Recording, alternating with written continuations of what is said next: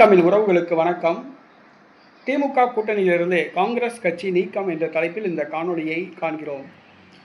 திமுக கூட்டணியில் காங்கிரஸ் கட்சி ஏறத்தாழ 10 ஆண்டு காலமாக இருந்து வருகிறது. தற்பொழுது காங்கிரஸ் கட்சிக்கும் திமுகவுக்கும் உரசல் ஏற்பட்டுள்ளது. முதலமைச்சர் மு.க. ஸ்டாலின் நிகழ்ச்சிகளை காங்கிரஸ் கட்சியினர் புறக்கணிக்க ஆரம்பித்துள்ளனர். ஒரு காங்கிரஸ் கட்சி பிரமுகருடைய திருமண விழாவில் மு.க. ஸ்டாலின் கலந்து கொண்டார். ஆனால் காங்கிரஸ் கட்சி தொண்டர்கள் அந்த நிகழ்ச்சியை புறக்கணித்தனர். காங்கிரஸ் கட்சிக்கும் திமுகவுக்கும் இடையேயான உரசல் போக்கு நாளுக்கு நாள் அதிகமடைந்து வருகிறது. இதற்கு காரணம் திமுக தங்களுக்கு குறைவான தொகுதி ஒதுக்கியதாக குற்றம் சாட்டுகிறார்கள்.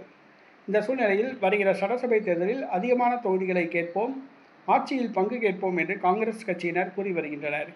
காங்கிரஸ் கட்சியை கூட்டணியில் வைத்திருப்பது ஒரு சுமையாக, லக்கேஜாக திமுக கருதுகிறது.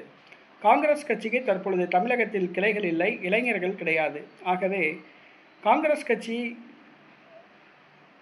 திமுக கூட்டணியில் இருந்து கொண்டு திமுகவுக்கு தொடர்ந்து குடைச்சல் கொடுத்தால் திமுகவின் தோல்விக்கு வழிவகுக்கும். ஆகவே காங்கிரஸ் கட்சியை கழற்றி விடுவது மேல் என்ற முடிவுக்கு முதலமைச்சர் மு.க. ஸ்டாலின் முடிவுக்கு வந்துள்ளார்.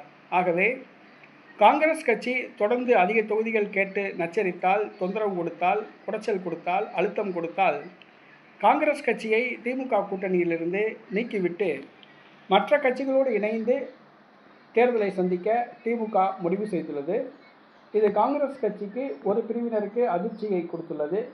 மற்றொரு பிரிவினர் திமுக கூட்டணியிலிருந்து வெளியேறினால் தமிழக வெற்றிக் கழகத்துடன் கூட்டணி அமைக்கலாம் என்று கூறி வருகின்றனர்.